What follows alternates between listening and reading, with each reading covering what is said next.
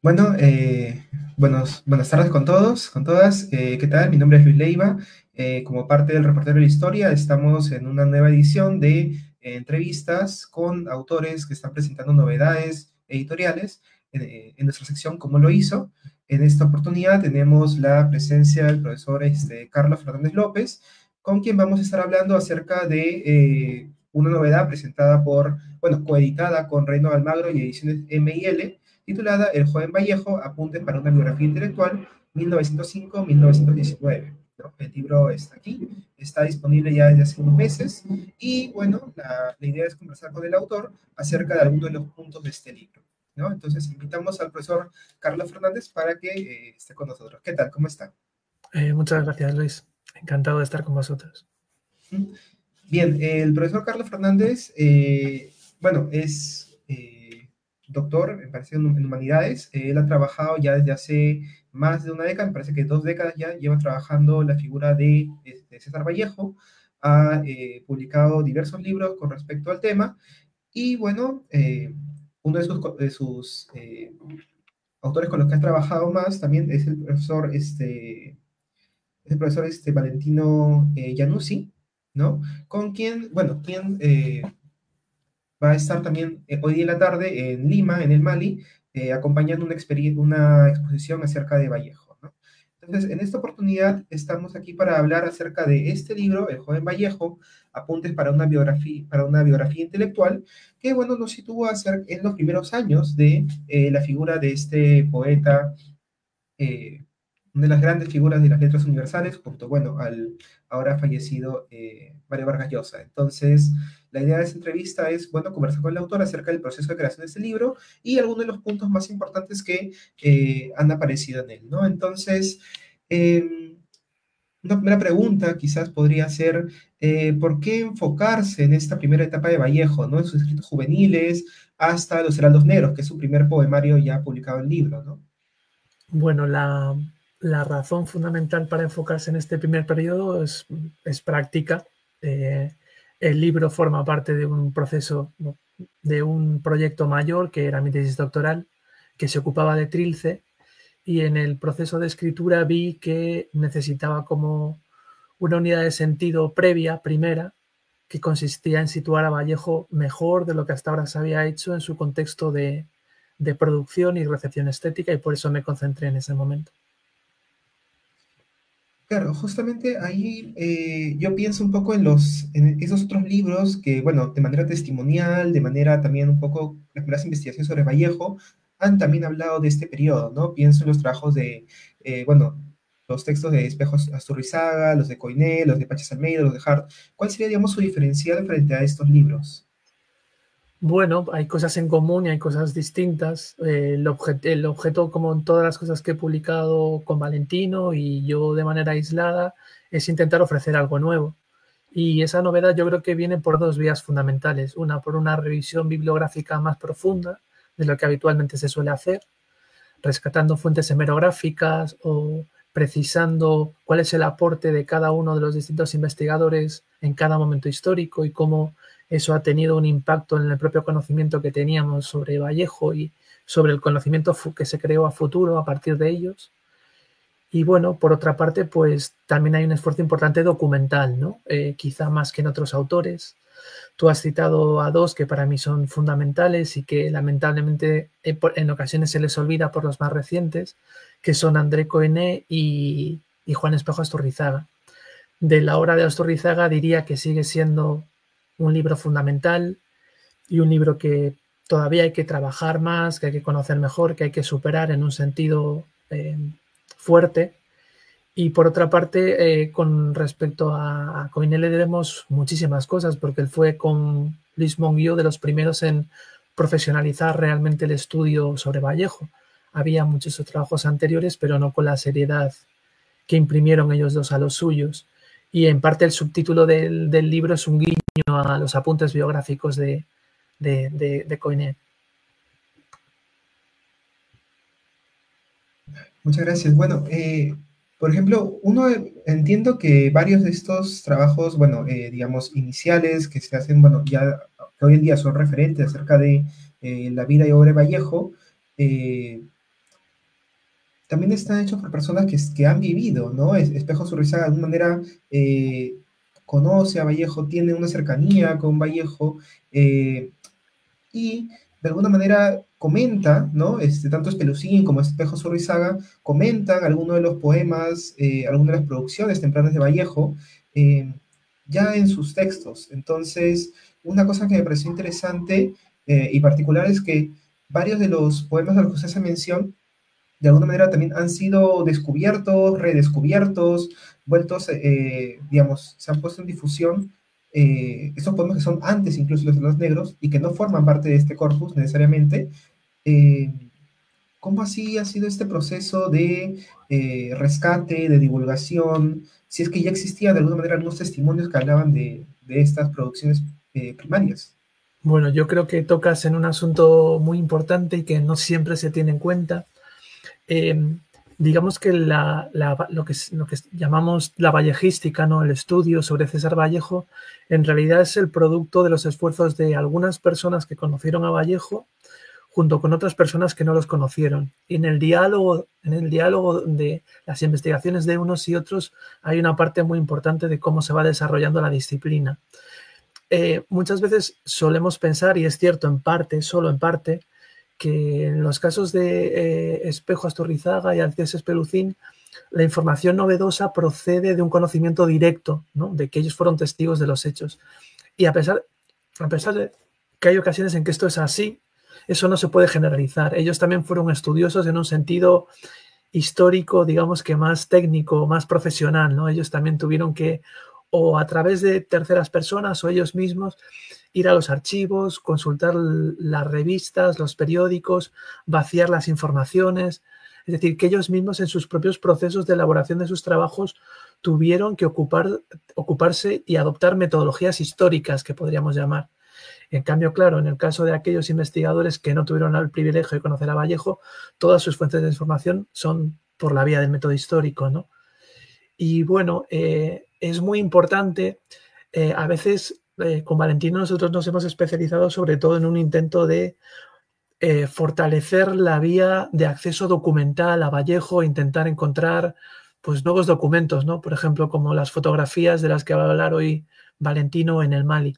Y eso se consigue, bueno, en parte por el azar, porque el azar también ayuda, pero en parte para poder conocer dónde puede haber materiales nuevos, uno necesita conocer muy bien la historia de cómo esos materiales han emergido, porque en el conocimiento de qué fuentes se han consultado e incluso en el conocimiento de los prejuicios o intereses que podían tener las personas que investigaban a Vallejo con anterioridad, pues podemos encontrar sus puntos ciegos, ¿no? Y entonces complementar, llenar vacíos, haciendo investigaciones en lugares donde antes no se ha buscado o donde sí se había buscado, pues por circunstancias históricas concretas, pues no se podían desvelar los datos o no interesaba desvelar los datos porque ciertas imágenes que se querían transmitir del poeta iban contra esa documentación, ¿no? O viceversa.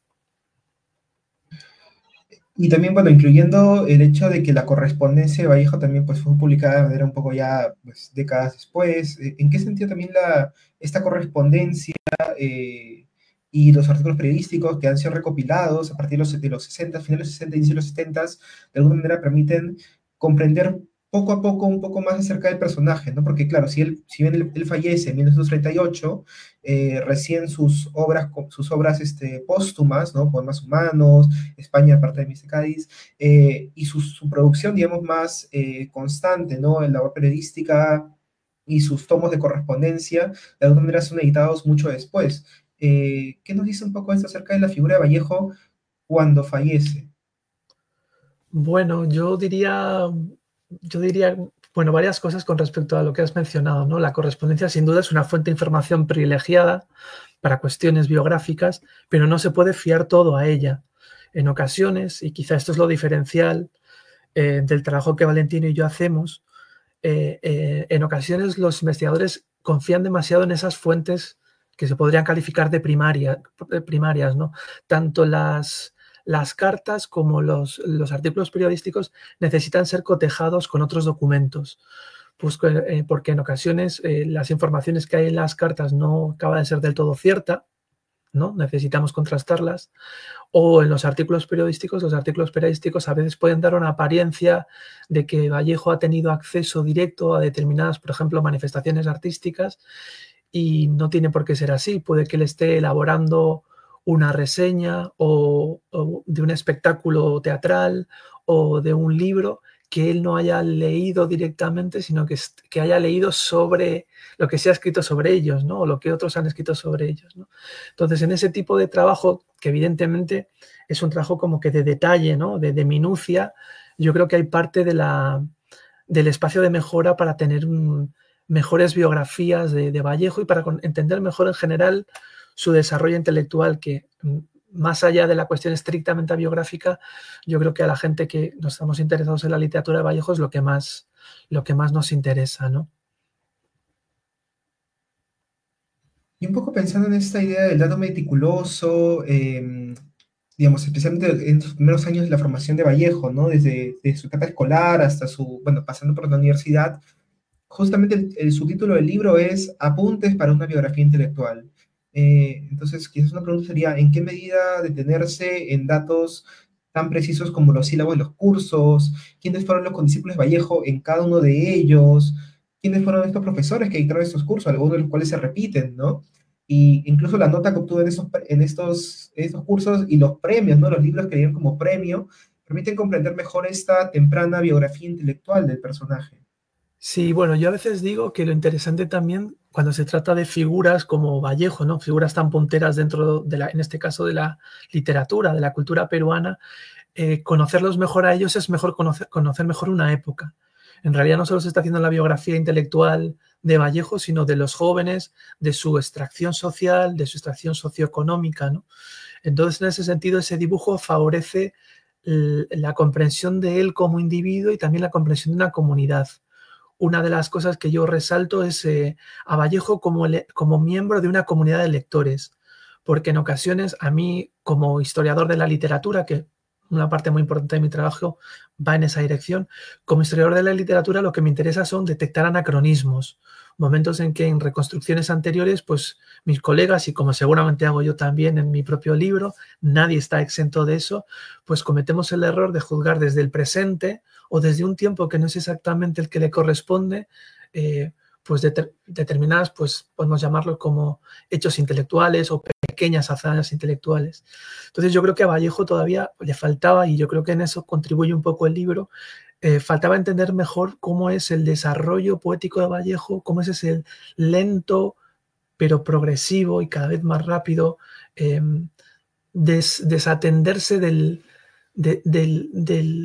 las condiciones materiales de existencia iniciales. Es decir, Vallejo viene de un contexto bastante humilde en lo material, en lo intelectual, va a hacer sus estudios de primaria en su ciudad natal, en Santiago de Chuco, después se emigra a Huamachuco, en lo que debió ser un gran esfuerzo familiar, porque eso implicaba que él se trasladase a esta localidad y que residiese allí, y eso implicaba unos gastos que sufragaba su familia, y entonces era una apuesta familiar, ¿no? Porque el hijo podría con eso tener una vida mejor, ¿no? Entonces, conocer mejor ese contexto de Huamachuco, conocer mejor después el contexto de los distintos intentos de Vallejo de convertirse en un universitario, primero en Lima, luego en Trujillo por 2 ocasiones, yo creo que es muy interesante, porque con estas grandes figuras también lo que se ocurre es que en ocasiones, digamos que los momentos estelares, las relaciones más importantes, los nombres más resonantes, oscurecen a otros, ¿no? Entonces, creo que conocer este paso a paso, ¿no? Este día a día es significativo, ¿no? Y un poco lo que tú decías de los temarios, los premios, es la manera de graficar, es un poco el equivalente a lo que yo decía antes sería el contrastar las informaciones de las cartas, el contrastar las informaciones de los artículos, pues aquí es lo mismo, ¿no? Lo que se conocía hasta ahora y con bastante fiabilidad en la mayoría de los casos, no en todos. Recordarás que yo señalo que, por ejemplo, que para Huamachuco hay algunas calificaciones que son inciertas y yo revelo en el propio trabajo que yo no he hecho trabajo, no he podido hacer trabajo de archivo en Huamachuco y tampoco en Santiago de Chuco. Entonces, las informaciones que estoy ofreciendo desde los documentos de primera mano son posteriores y llamo la atención sobre la necesidad de hacer esta mejora, de hacer esta clarificación en futuras investigaciones. Pues bueno, lo que se tenía era eso, estos datos, ¿no? Pues Vallejo estudia literatura en el último año de secundaria y obtiene tal calificación, ¿no? Esto que era una línea en una biografía, en la mejor biografía anterior. Aquí se trata de desarrollar un poco más y poner un contexto. Bueno, sacó esta calificación en literatura, quién era su profesor, qué es lo posible, qué es dentro de lo posible, qué podemos saber sobre qué tipo de nociones tenía la literatura, cuáles eran los autores que él había leído, en parte por la convicción de que la literatura se alimenta de la literatura en gran medida, ¿no? Se alimenta de la vida, de las vivencias de su autor, pero los referentes literarios son fundamentales en la construcción de el individuo, ¿no? En este caso, este individuo tan singular que es Vallejo, ¿no? Y el interés del libro es un poco ir reconstruyendo paso a paso cómo esos referentes lectores de Vallejo van cambiando. Se podría decir, haciendo una pequeña simplificación, pero que sus primeros referentes son más clásicos, son lecturas escolares, son lecturas que están pautadas para todo el Estado, porque el Estado cree que el ciudadano con formación secundaria debe conocer a determinados clásicos castellanos y peruanos, y él va haciendo sus lecturas, pero de sus lecturas personales sabemos muy poco, porque hasta ahora, o al menos hasta donde yo alcanzo, nadie ha hecho un trabajo sobre la biblioteca familiar de Vallejo en Santiago de Chuco, ¿no? Entonces, bueno, un poco el trabajo es eso, ¿no? De esto que en muchas biografías ha sido una información muy breve, pues darle más vuelo, ¿no? Intentar entender mejor qué significa este hecho de que Vallejo hubiese podido obtener un 18 sobre 20 en su asignatura o 19 sobre 20 en su asignatura de literatura en el último curso, ¿no? Y así en cada uno de los años, intentando ver casi mes a mes, semana a semana, cómo es la transformación que se va produciendo en la manera de leer y de escribir de Vallejo, ¿no? Y la gran ayuda para eso, como tú decías antes, son los anticipos en prensa, ¿no? Los poemas publicados en revistas y en periódicos, analizados también desde una perspectiva técnica, ¿no? Qué estructuras métricas se utilizaban, ¿no?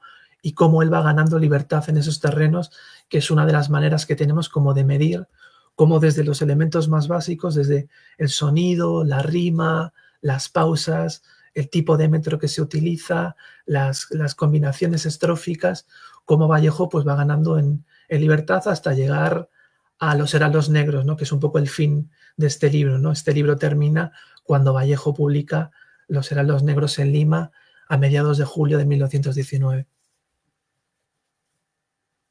Muy interesante que señala, rescato dos puntos centrales. Primero, el hecho de que la apuesta de la familia por el estudio de César Vallejo también un poco nos está hablando acerca de una época, acerca de pues cómo eventualmente esta ya modernización a final del siglo XIX, inicio del siglo XX, va a traer pues a esta nueva generación de letrados de provincia, que luego pues van a muchos ser figuras importantes en la política, en las letras, en la cultura, ya durante el siglo XX. Bueno, Vallejo es un ejemplo de ellos, pero tenemos a Víctor Raúl de la Torre, a Tenor Rego, entre otros, que forman parte, digamos, de lo que se ha denominado como la Bohemia de Trujillo, ¿no?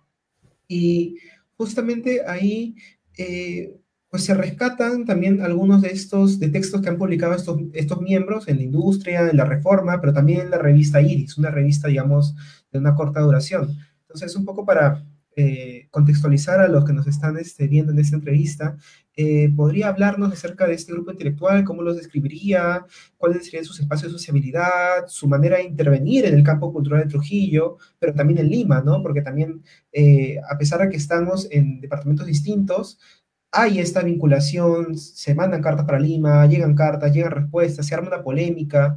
¿Qué podríamos decir acerca de estas publicaciones en revistas de esos autores? Tanto, digamos, en cuanto a la circulación nacional y circulación extranjera, ¿no? Pienso en los libros que llegan desde España, ¿no? Que usted por ahí menciona, las revistas, las editoriales que llegan de España también, ¿no? Sí, bueno, sobre el grupo podríamos estar hablando muchísimo. Yo voy a señalar un par de cosas a raíz de lo que tú has dicho. Yo primero diría, y es una cuestión todavía por estudiar en profundidad, y yo animo a quien esté interesado en estas cuestiones a que persiga más informaciones, es muy interesante la cuestión familiar, ¿no? El origen, ¿no? De dónde proceden los miembros de la Bohemia de Trujillo, cuál es cuál es la apuesta familiar, cuál es la base material que permite a cada uno de los miembros pues, llevar la vida que llevan. En general, se olvida con frecuencia, y es otra cosa que yo creo que el libro rescata, que estos son universitarios.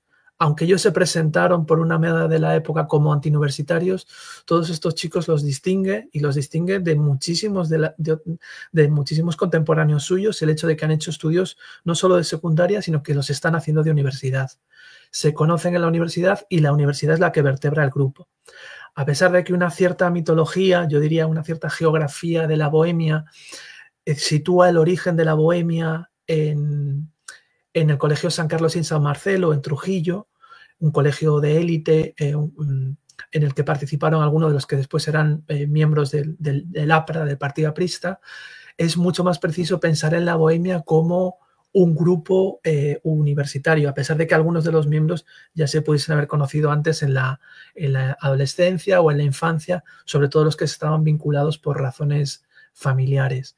Entonces eso es lo primero que diría. La universidad es muy importante en el libro, por lo menos en la parte final del libro se habla mucho, tú lo comentabas antes, ¿no? De quiénes son los profesores universitarios de Vallejo, porque eso también parece haberlo marcado.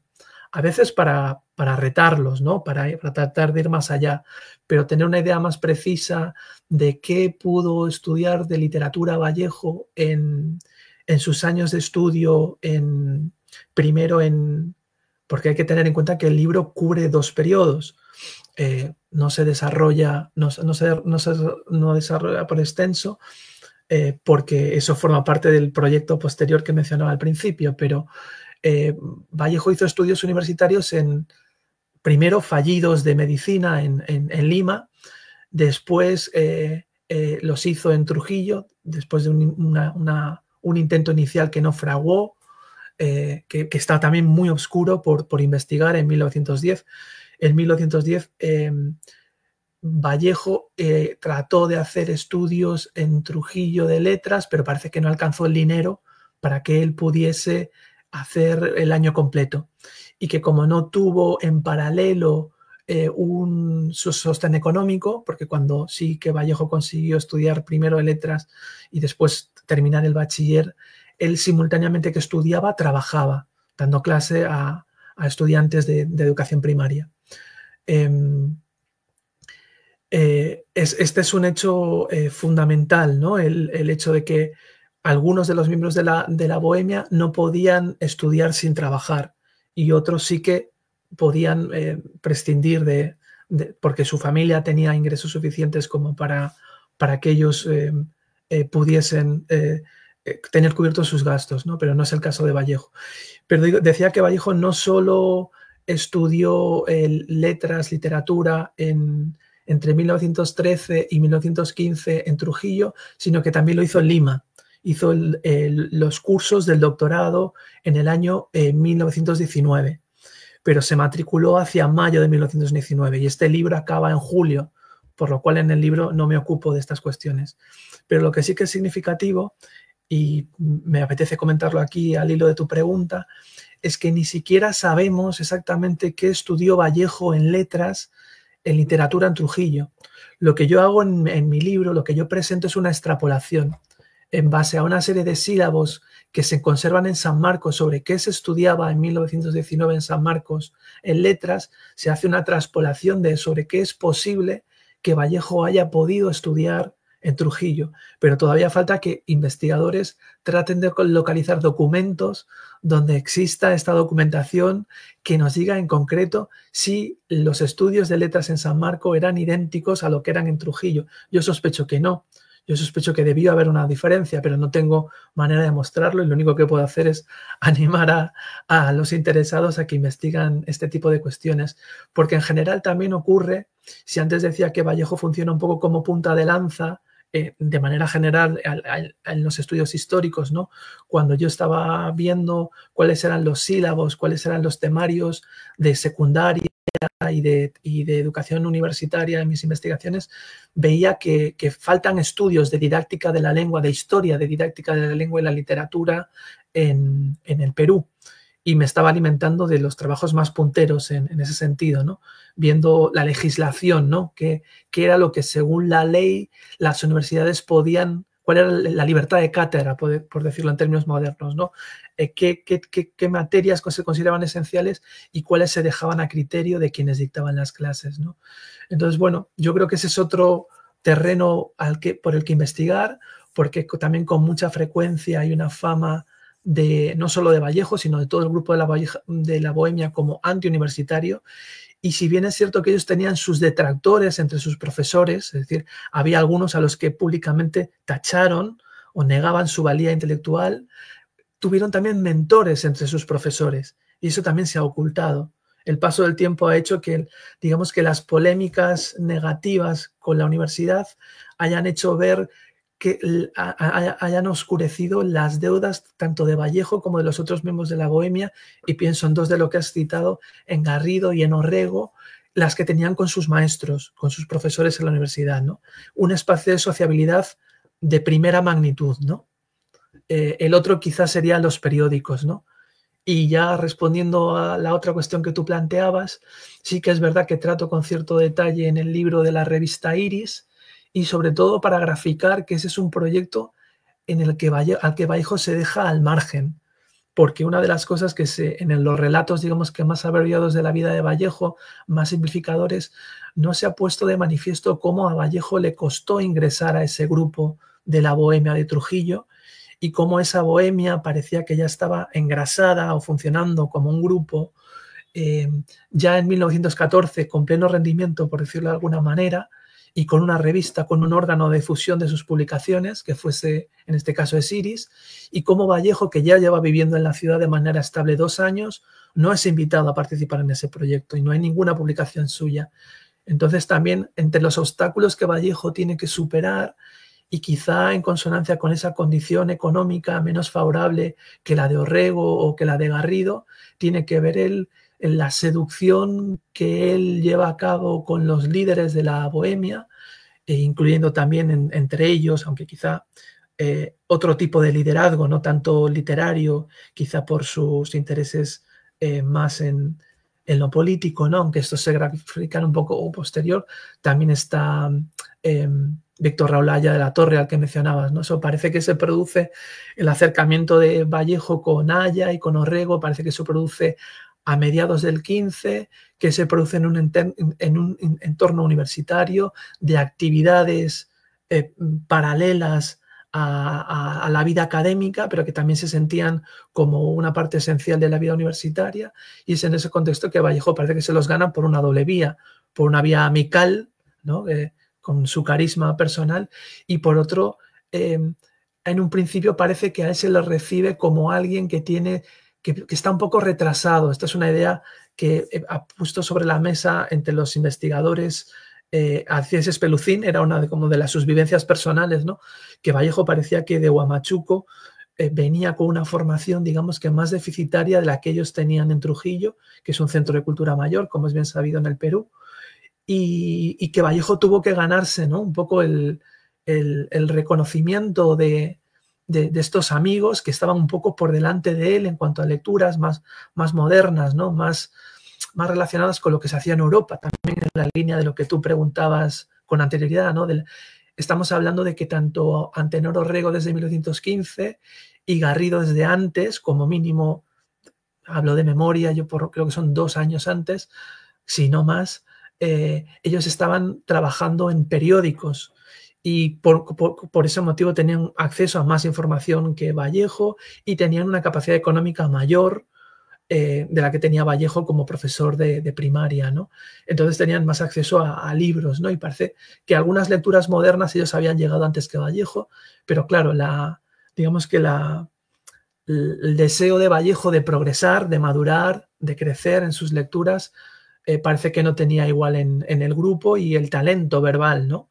el talento verbal suyo enseguida reconocido entre los miembros del grupo que lo consideran como el mejor de entre los poetas que había en el grupo, que era un grupo relativamente extenso yo creo que el núcleo serían como unas 10 personas, 12 personas, ¿no? Y a él se lo consideraba la persona con mayor talento verbal, ¿no? Y hay alguna anécdota que apunta en esa dirección. Y bueno, te diría mucho más sobre el grupo, pero creo que nos iríamos en otra dirección. Sí, justo para un poco enfatizar en esto último, un último aspecto que por ahí había preguntado antes es esta, digamos, cómo esta revista, claro, tiene lazos, o bueno, comenta, aparecen por noticias, ¿no? De que llegaron las últimas ediciones de estas editoriales españolas. Entonces, hay una relación entre las revistas, la industria o la reforma con España, pero también en el caso de Iris, también hay vinculación con Lima, por ejemplo, con Variedades. Creo que incluso hay una polémica, me parece, incluso con Clemente Palma, ¿no? Si podría comentar un poco cómo así Vallejo comienza a sonar un poco en Lima y un poco cómo comienza a ver en realidad hablar de revistas intelectuales, revistas culturales, también nos permite ver un poco esta circulación de ideas, ¿no? Sí, bueno, el tema de la relación de, digamos que las revistas trujillanas en relación con Lima, yo creo que todavía está por estudiar con más en profundidad. Una de las cosas que yo hago en el libro es hago un vaciado de Iris y distinguiendo entre cuáles son las colaboraciones locales, cuáles son las colaboraciones nacionales y las internacionales, para tratar de ver ese flujo de información, ¿no? Ninguna de las colaboraciones internacionales de Iris parece directa, es decir, no parece que hayan sido textos que hayan sido enviados desde España, desde Argentina u otros lugares, aunque sus autores estuviesen afincados allí, ¿no? Parece que son cosas que están reimpresas y tomadas de otras publicaciones que no se mencionan. Yo creo que en la mayoría de los casos, si no en todos, no se menciona. El caso de las nacionales sí que parece que los autores, sobre todo afincados en Lima, o hay algunos otros en provincias, pero recuerdo pocos, creo que la gran mayoría son limeños. Los autores limeños que envían sus producciones, en algunos casos, sí que parece que están enviadas específicamente para Iris.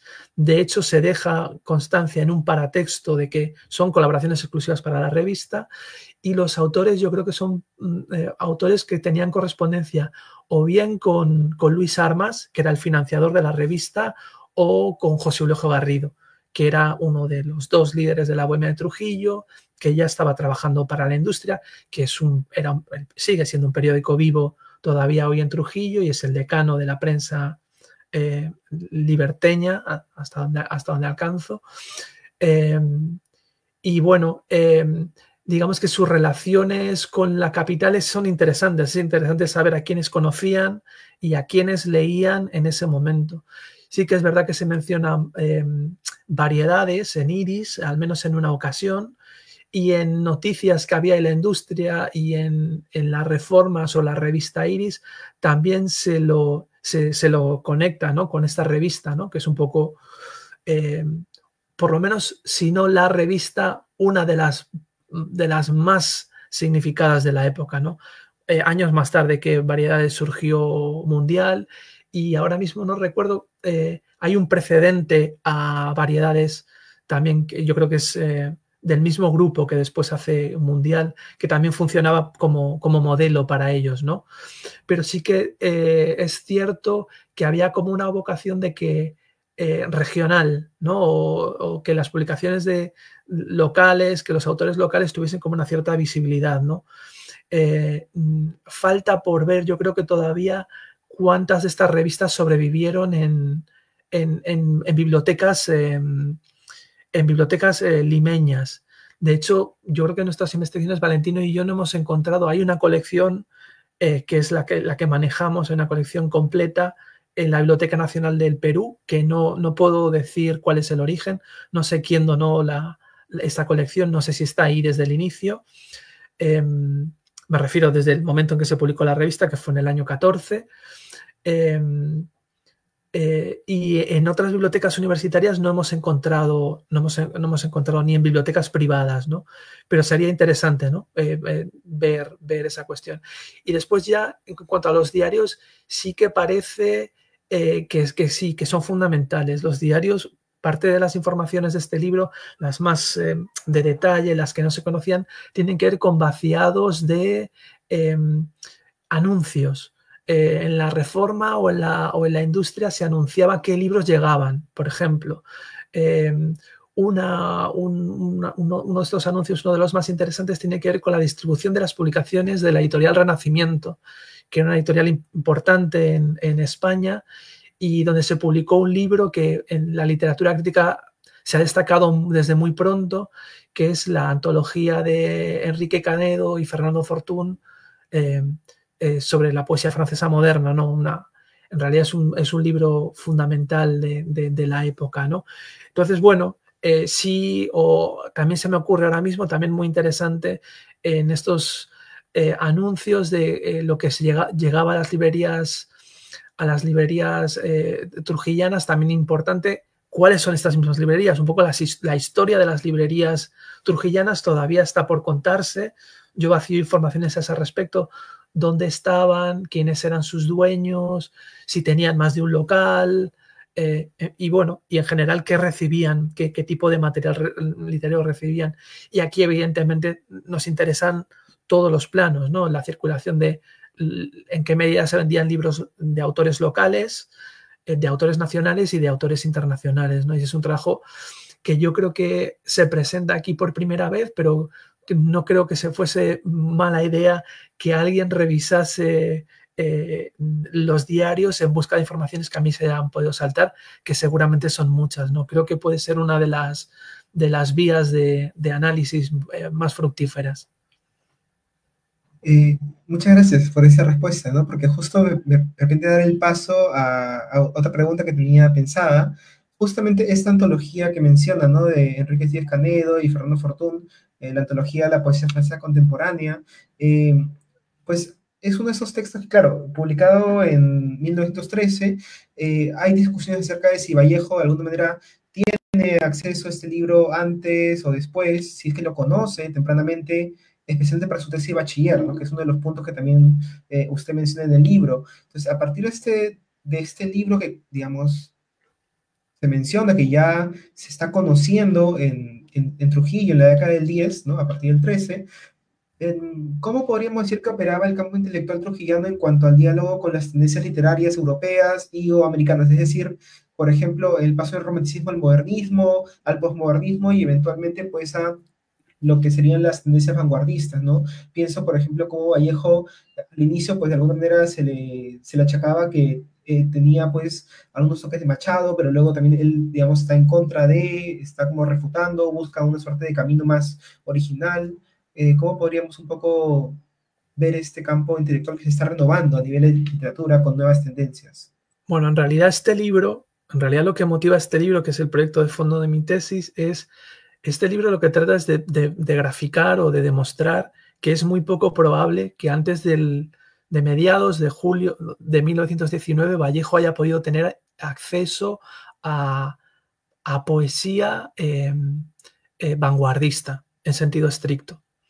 Entonces, de una manera muy detallada, lo que se está viendo es año por año qué es lo más probable que Vallejo leyó, haya podido leer, y a su vez que haya podido suscitar interés en él hasta el punto de escribir a la manera de, ¿no? Entonces, están estos dos movimientos que hay que disociar, porque evidentemente Vallejo puede haber tenido una noticia temprana de informaciones sobre el futurismo o sobre cierto futurismo, o esto ya me parece mucho más difícil en base a los peinados, a muchas horas de peinados, a muchos cientos, incluso miles de páginas revisadas de la prensa periódica. Por ejemplo, se me ocurre, si alguien plantease que Vallejo haya podido leer la poesía de Pierre Verdy antes de 1919, a mí me parecería muy improbable por todas las páginas que yo he visto en estos años, y trataría como de dar las razones para que esto fuese así.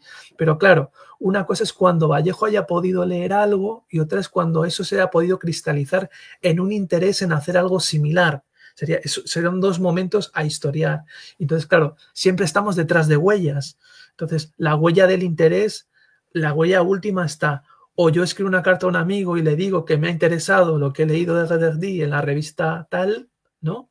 O en mi propia escritura, que todavía es algo, una huella, digamos que de un grado distinto, ¿no? Porque salvo que yo haga una cita directa o un verso de un poema de Reverdy, ¿no? Pues todavía eso es mucho más difícil como de demostrar.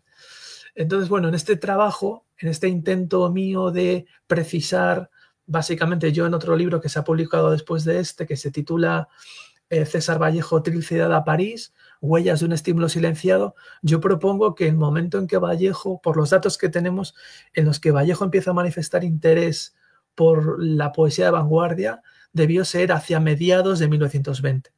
Trato de evitar ese anacronismo de decir que haya podido ser anterior. Entonces, en realidad mi respuesta parte de ahí. Es decir, mi investigación es, después de ver determinados materiales, todos los materiales de que he sido capaz y de varios años investigando a este respecto, me inclino por pensar que cualquier interés en la vanguardia data de 1920 en adelante. Y lo que creo es que se produce para llegar a Trilce una reescritura muy importante de un libro que en origen y en una parte bastante importante, es decir, Vallejo tenía escrito un buen número de poemas que después acabaron en Trilce en una modalidad cercana a lo que tú has llamado posmodernismo o tardomodernismo, ¿no? Una versión peculiar del modernismo hispánico, ¿no? O del possimbolismo, si hablamos desde una manera más global de la literatura, ¿no? Con unas características formales, con unos temas por los que no solo Vallejo, sino otros sienten predilección. Entonces, bueno, lo que yo abundaría con respecto a esto es lo siguiente, lo que diría con respecto a la poesía francesa moderna, ¿no? La antología de Díez Canedo y Fernando Fortuna, es que ha tenido mucha fortuna porque algunos poemas, en concreto uno, donde un poema de Samán que se menciona en Trilce, está traducido en esa antología, aparece en él, entonces hace pensar que Vallejo manejó ese libro.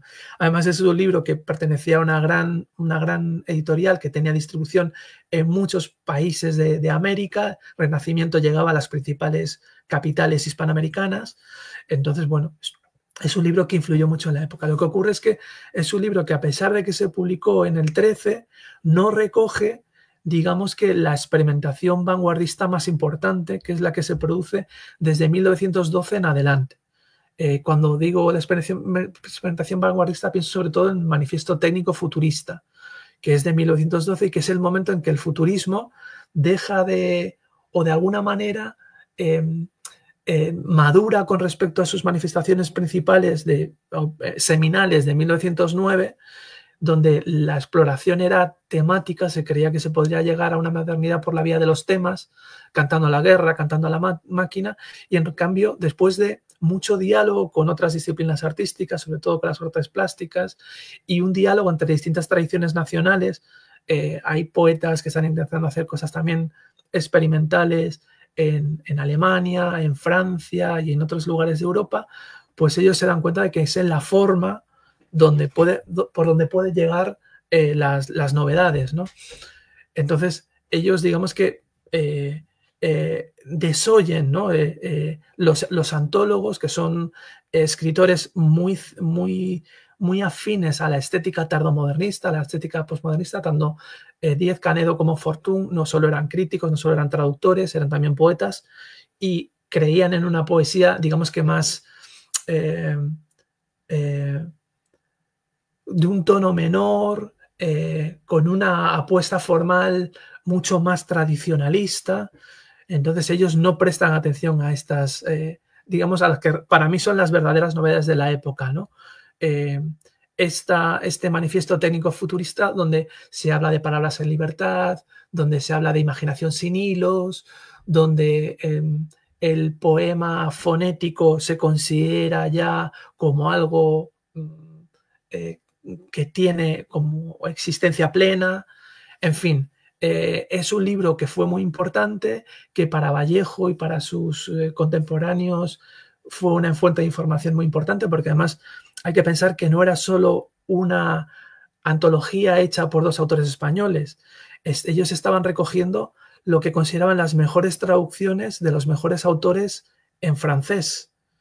Entonces había traducciones de argentinos, había traducciones de autores mexicanos, y todos estaban consignados en la propia traducción. Eran autores de mucho prestigio. Entonces, las plumas no solo era importante que en la antología se recogiesen poemas de Samán, sino que a Samán lo estaba traduciendo Juan Ramón Jiménez.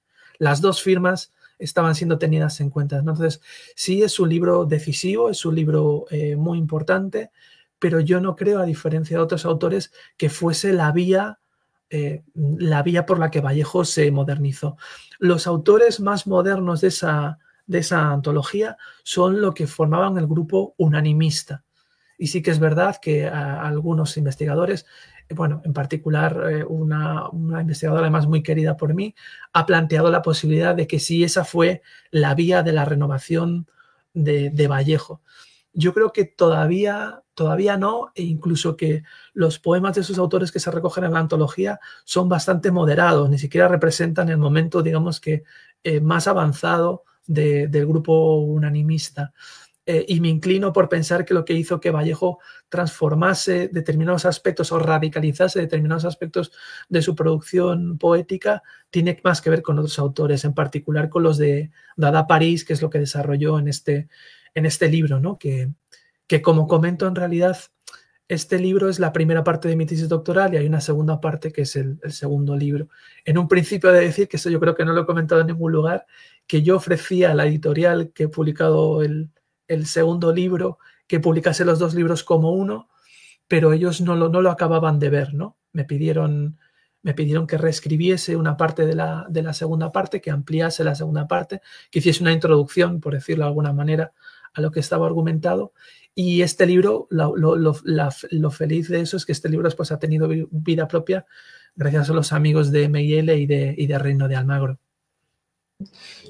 Justamente con respecto a la segunda parte, ¿no? Que es esta introducción breve a los heraldos negros, pues ahí usted hace una también reconstrucción minuciosa de las versiones, las primeras versiones que estaba, digamos, que luego van a ser reescritas y eventualmente van a conformar el corpus de los heraldos negros. ¿Qué es posible de ver justamente en estas... ¿Qué cambios es posible ver entre estas primeras versiones que salen incluso en la prensa? Hay varios de estos poemas que salen en la prensa primero y que luego son recogidos, reescritos, ¿no? Digamos, con mayores o menores cambios ya en el libro. ¿Y qué diferenciaría esto de, por ejemplo, la aproximación que tiene Stephen Hart con su biografía literaria, ¿no?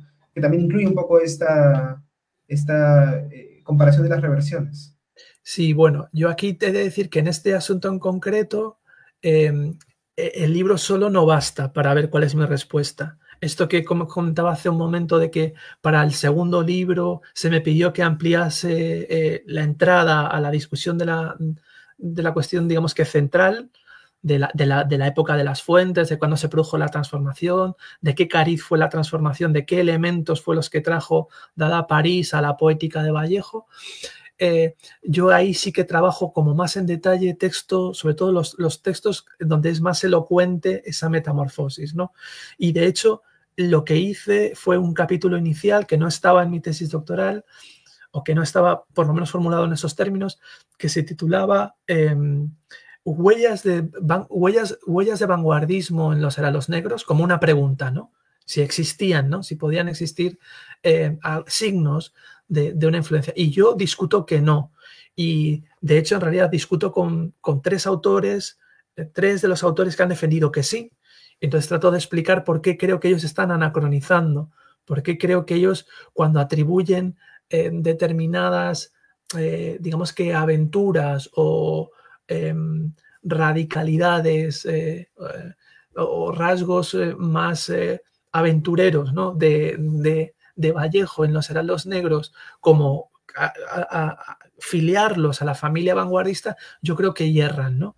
Que en realidad son, digamos que, la base pre-vanguardista que hace que Vallejo se interese después por explorar realmente en clave vanguardista, que es mucho más radical que en esos primeros signos en los que ellos quieren ver cuestiones de vanguardia. Pero claro, lo interesante aquí todavía es, aquí yo estaba, justo en esto último que estaba diciendo, estaba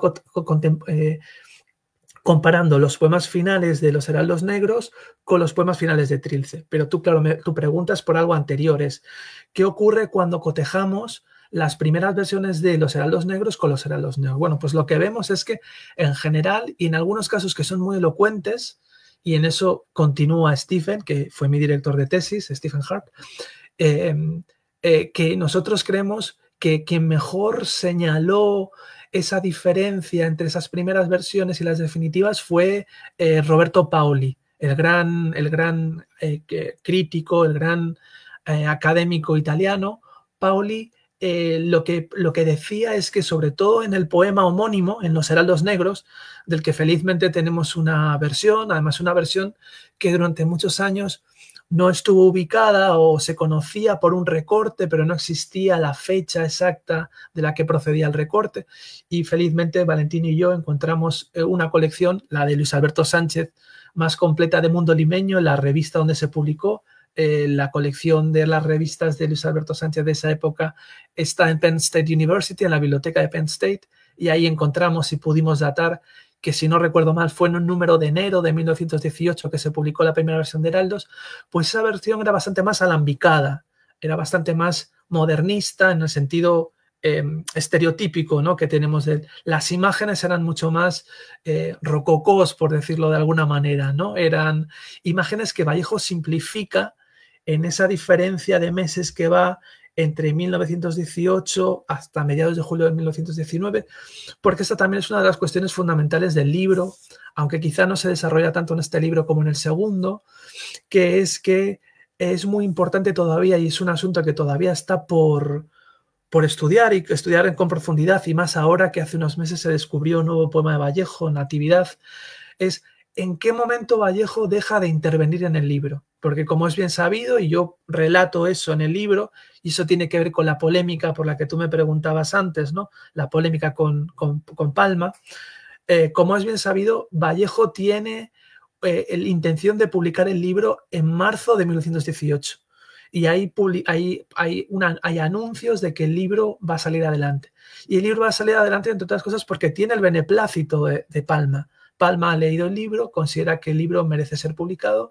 Palma era una gran referencia literaria en la época, y eso hace que Vallejo pues decida pues invertir el dinero que hace falta para producir su libro y lanzarse, digamos, que al ruedo literario, ¿no?, presentarse en sociedad, ¿no? Sabe que está respaldado. Pero lo que ocurre es que eso no llega a suceder, y el libro queda suspenso porque Valdelomar ha prometido un prólogo del que habla en una entrevista que se le hace en mayo de 1918 en Trujillo, cuando está de gira Valdelomar por la ciudad, y que, claro, parece que el prólogo demora todo el proyecto de publicación, y por razones que no están de todo claras todavía, bueno, parece que es la espera fundamentalmente el motivo, pero hasta cuánto esperó no se sabe, no se conserva correspondencia que debió haber entre Vallejo y Valdelomar. Se sabe muy poco de cuándo se volvieron a ver Vallejo y Valdelomar, seguramente en el 19 en Lima, a qué tipo de acuerdo llegaron con respecto al libro. Y después otra serie de eventos en la vida de Vallejo, sobre todo en la vida afectiva de Vallejo, hacen que decida publicar el libro hacia mayo de 1919, y el libro tiene sus primeras reseñas en mediados de 1919, ¿no? Por eso sabemos por eso damos esa como fecha de aparición, ¿no?, como fecha de publicación. Pero lo que no sabemos es, desde el proyecto inicial de marzo de 1918 hasta la publicación en el 19, qué poemas Vallejo pudo haber añadido o cuáles pudo haber modificado.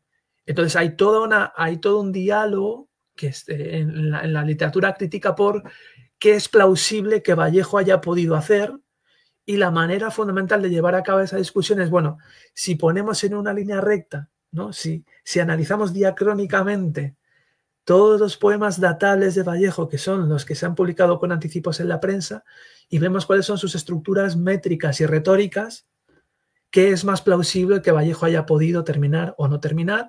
Y después no solamente hay ese elemento de juicio para datar los poemas, Después está la cuestión de qué hacemos con los referentes. Si en el poema se menciona o hay alusiones a la posible muerte de la madre, ¿no? Y eso es fechable, ¿en qué medida eso nos ayuda? Es decir, hay también las hipótesis de referenciales en base a posibles alusiones que sean datables en el tiempo, ¿no? Entonces, en todo ese trabajo que es muy de detalle, pues yo creo que está todavía la tarea, ¿no? Lo que los vallejistas podemos producir de nuevo y por donde pueden aparecer nuevos materiales, por ejemplo, tendría que ver pues cuáles fueron las relaciones que Vallejo tuvo con la imprenta El Universo, que fue la imprenta donde se hizo este libro, ¿no? Y estudiar cuáles eran los procesos en la imprenta, comprobar cómo el libro, recabar lo que tú decías antes, ¿no? Recabar cartas de la época que nos puedan dar pistas de si Vallejo estaba o no estaba terminando, había terminado del todo el libro o no. Y después, por ejemplo, ver cómo el libro está constituido. Hace unos años Valentino se dio cuenta de que tal como el libro estaba cosido, daba la sensación de que el libro no estaba producido, como suele ser el caso, por pliegos idénticos. Lo normal en la producción de un libro es que si el pliego es de... No quiero cometer un error al hablar de estas cuestiones tan técnicas que no son mi especialidad, pero diré simplemente en abstracto que si el libro está comprometido, si Los Heraldos Negros estuvo compuesto por, me lo invento, no es así, por 6 pliegos de X número de páginas, es llamativo pues que hay como lo que Valentino llama encartes, ¿no? La mayoría de los pliegos tienen X número de páginas, pero hay algunos pliegos donde son menos páginas y lo que parece es que hay algunas páginas como que se hubiesen aprovechado de una especie como de primer tiraje, porque la sensación que yo tengo ahora mismo, y esa es donde yo me sitúo, es que Vallejo hizo ese primer intento de publicar el libro, pero como el libro estuvo muchos meses, él era un autor insatisfecho con lo que escribía y solía reescribir mucho, y entonces decide algunas de las cosas descartarlas y otras cambiarlas, porque una de las cosas que aprendimos en los 90, en una de las polémicas entre especialistas, fue que no existen, hay distintas familias de ejemplares de Los Heraldos Negros. Hay algunos donde pone el adjetivo rituario en un poema y en otros es de rito en 2 palabras, ¿no? En realidad es la misma raíz, de rito, rituario, está calificando a un sustantivo que viene antes y que no recuerdo cuál es, y estos pequeños cambios se observaron al ver que no coincidía, que si uno iba a las fuentes primarias, que el libro había un espejismo de que el libro fuera el mismo. Y ahora lo que se está desarrollando y lo que estamos haciendo es, pues, viendo todas las primeras versiones, todas las primeras ediciones que es posible y viendo cuáles son las versiones del libro que hay, ¿no? De alguna manera, ¿no? Entonces, bueno, intentar entender este proceso, intentar rescatar del olvido este proceso de reescritura del libro y esta datación de, por ejemplo, una de las cosas al hilo del redescubrimiento reciente del poema Natividad por Wilmer Skepsis, recordarán los oyentes que un poema de los más conocidos de Los Heraldos Negros se titula Nereida, y la hipótesis es que Nereida viene de enero, de la palabra enero. Y el problema es si ese poema fue escrito, la referencia es a enero de 1918 o enero de 1919. Si la referencia es a enero de 1919, que es lo que yo pienso en mi caso, eso haría pensar que Vallejo incluyó poemas, incluso algunos ya escritos en enero de 1919, ¿no? Es decir, en el primer semestre del 19, Vallejo todavía estaba escribiendo o reescribiendo poemas que después se incluyen en el libro, ¿no? Entonces, bueno, en estos pequeños detalles, ¿no? En este pequeño trabajo, pues eso, historiográfico y como muy delicado, yo creo que puede estar el futuro de la vallejística. Muchas gracias por la entrevista, profesor. Quizás, bueno, dado el contexto inmediato que hemos tenido, pues la noticia del día domingo o lunes en la madrugada acerca del fallecimiento de Mario Vargas Llosa, ¿no? El 13 de abril, y siendo hoy martes 15 también, digamos, recordando el fallecimiento de César Vallejo, quizás podríamos hacer un pequeño ejercicio de comparación final acerca de, bueno, qué nos dicen estas dos figuras, son dos de las más grandes, más importantes figuras de las letras peruanas, latinoamericanas y diría hasta universales.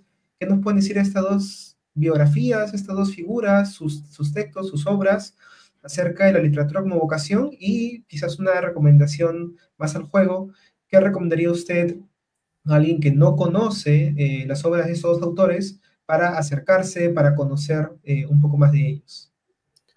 Bueno, es difícil. A mí lo que me surge así como más inmediato, yo he de reconocer ahí mi gran deuda con la literatura peruana. Yo no conozco bien, no me considero capaz de establecer un juicio sobre la obra de Vargas Llosa, que no he leído, pero sí es muy curioso la relación de Vargas Llosa con la poesía, ¿no?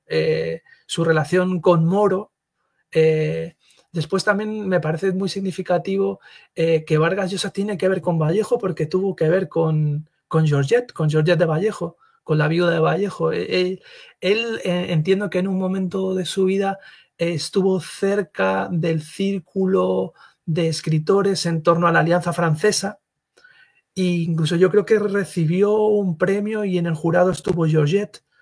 Entonces, están más conectados, ¿no? Vargas Llosa no ha escrito mucho sobre Vallejo, escribió hace unos años un texto para una traducción importante al inglés de las obras completas, de la poesía completa de Vallejo. Sí, pero sí que es verdad, ¿no? Que son, lo que sí podría decir es en relación con lo que decías de las vocaciones, ¿no? Sí que es verdad que lo que veo como punto de contacto entre ellos como individuos es esa especie como de inevitabilidad, ¿no? De la literatura en ambos, ¿no? Y después quizá también en lo que sí que puede iluminar desde fuera la comparación con mis conocimientos tan reducidos de la obra de Vargas Llosa, pero sí que también Vallejo se asemeja a Vargas Llosa en su omnivoridad, en el sentido de que Vallejo también es un escritor de prosa, es un escritor de teatro, es un escritor de ensayos, bueno, de crónicas, ¿no? Lo que decías antes, un periodista muy importante. Entonces, en ese sentido también sí que veo un parecido, ¿no? Un parecido de familia, ¿no? Y por otra parte, lo último quizá que diría es que, ¿no? Esta maravilla de los números, ¿no? Que también es muy vallejiana, ¿no? Que coincidan el fallecimiento, ¿no? De esta manera tan... Creo que tú antes mencionabas también que yo no lo tenía en mente, ¿no? A No, ellos. no, Eielson es de marzo, me parece, Es sí. de marzo, ¿no? Pero bueno, que es muy significativo, ¿no? Que quizá quienes sean los dos nombres, quizá a lo mejor con Arguedas, ¿no? O más asociados a la literatura, a la gran literatura de los últimos 2 siglos, pues sí que hayan fallecido con tan poca distancia, ¿no? En el calendario, ¿no? También como un juego así un poco vallejiano, Vallejo, que estaba siempre tan pendiente de los números, ¿no? Bueno, entonces agradecemos mucho la conversación con el profesor Carlos Fernández y bueno, esperamos por ahí tenerlo pronto acá en Lima. Por lo pronto recordemos que su compañero Valentino Yanuzzi va a estar ahora en la tarde en el Mali acompañando una exposición, ¿no? Sobre fotografías inéditas de Vallejo, también justamente homenajeando un año más de su deceso. Y bueno, esperamos tener próximas noticias de usted, quizás compartir un poco acerca de su libro y de futuras novedades que por ahí nos puede ofrecer tanto usted como la editorial Reino de Almagro, que nos ha proveído, pues, que nos ha provisto de este ejemplar de El Joven Vallejo, que se encuentra en librerías como El Virrey, Sur, me parece que en Crisol también, pueden adquirirlo y, bueno, acercarse un poco más acerca de la vida de este joven Vallejo para descubrir un poco estas pistas indiciarias, ¿no? De lo que luego será su gran literatura. Entonces, agradecemos mucho a Roberto Carlos Fernández y síganos en las redes porque próximamente se vienen también nuevas entrevistas, nuevas reseñas y mayor contenido. Muchas gracias. Muchas gracias.